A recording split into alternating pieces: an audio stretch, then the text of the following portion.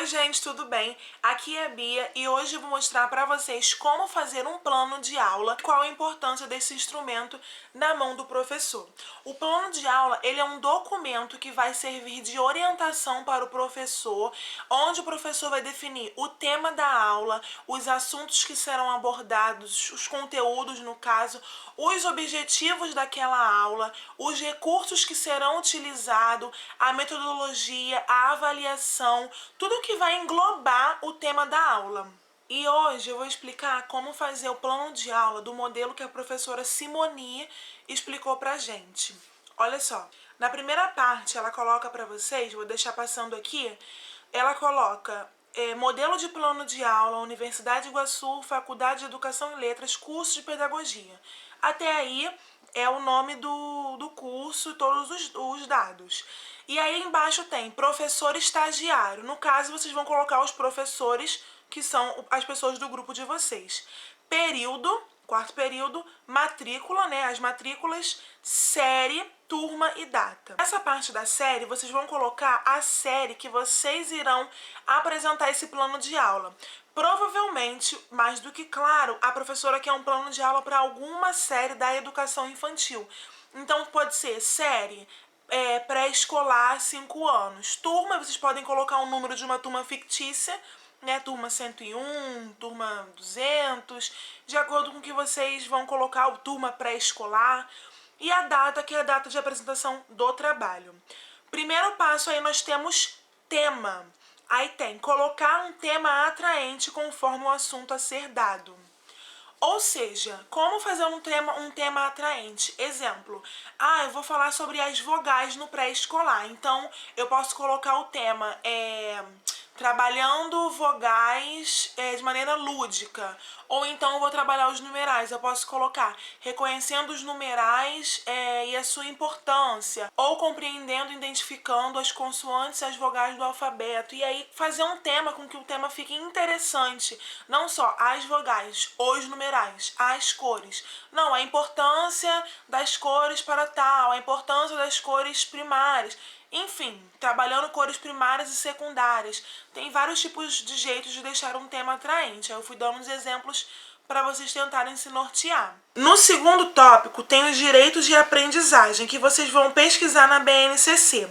Eu vou deixar um exemplo de plano de aula, de como fazer, e aí tem os direitos da BNCC.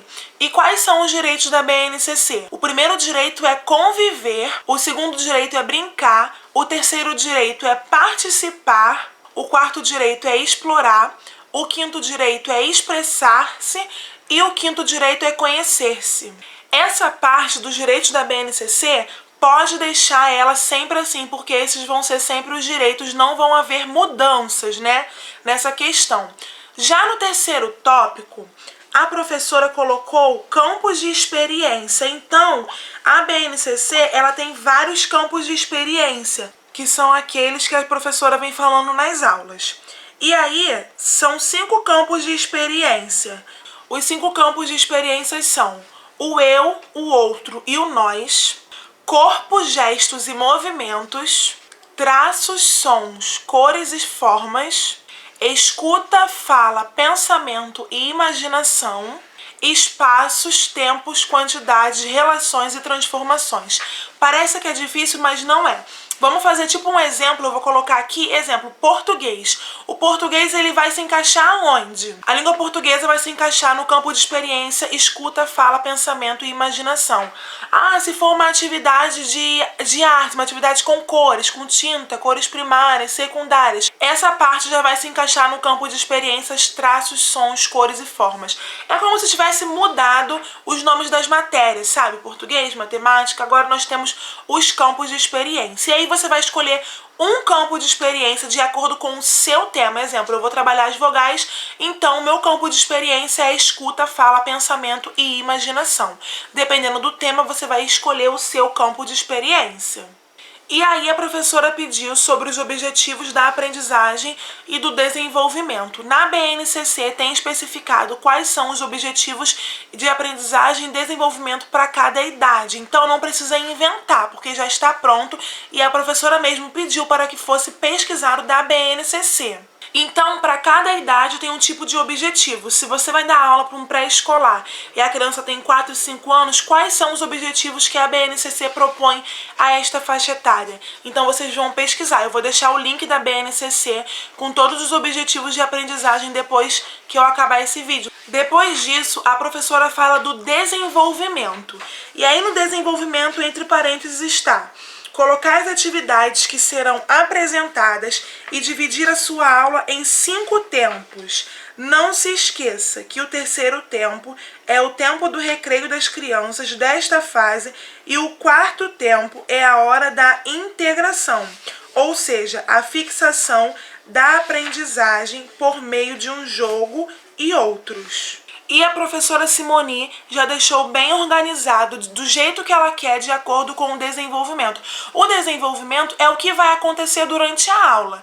E aí a primeira coisa que ela colocou foi o acolhimento. Como será esse acolhimento? E vocês vão literalmente descrever como será esse acolhimento. Acolhimento: as crianças chegarão na sala e sentarão em roda. Ou as crianças chegarão na sala, colocarão a mochila em um determinado lugar e sentarão. E aí vocês vão definir de acordo do jeito que vocês querem a aula de vocês. O segundo passo do desenvolvimento é a explicação do tema que será usado. Ou seja, como eu vou explicar esse tema que será utilizado na aula de hoje? Eu vou contar uma historinha, vai ser uma explicação oral, vou passar um vídeo, eu vou mostrar no livro, aí vocês vão adaptar para o tema de vocês. Exemplo, eu vou contar, hoje o tema é matemática, eu vou apresentar então material dourado, ou vou trazer alguns palitos de picolé e vou pedir para as crianças me ajudarem a contar. Existem várias formas de se apresentar um conteúdo e aí vai de cada tema. O terceiro tempo é a hora do recreio, a hora do descanso, onde a criança vai fazer a pausa. A Maria que ela tá rindo porque ela gosta da hora do recreio. Onde a criança vai fazer a pausa, né, o descanso, e aí você vai colocar a hora do lanche, a hora do recreio, e nesse tempo também é a hora que o professor tá corrigindo um caderno ou tá olhando as crianças, dependendo da realidade de cada escola. Então o terceiro tempo é somente a hora do recreio. Quarto tempo, quarta parte do desenvolvimento, será como esse conteúdo que foi apresentado lá no segundo desenvolvimento será fixado. Ou seja, a aula de matemática, eu trouxe os palitos, pedi para as crianças contarem, fiz uma atividade onde dentro do copinho tinha o número 2 e a criança tinha que colocar 2 palitinhos, fiz outra atividade de ver quem pega mais palitinhos, menos palitinhos. Como será fixado esse conteúdo? Pode ser uma folhinha, atividade na folhinha, pode ser uma atividade em grupo, pode ser pedindo para que eles desenhem, para que eles pintem, para que eles cantem. Vai ser o seu jeito de fixar o conteúdo, entende? Pode ser uma atividade no livro didático, enfim, do jeito que a sua aula for propor.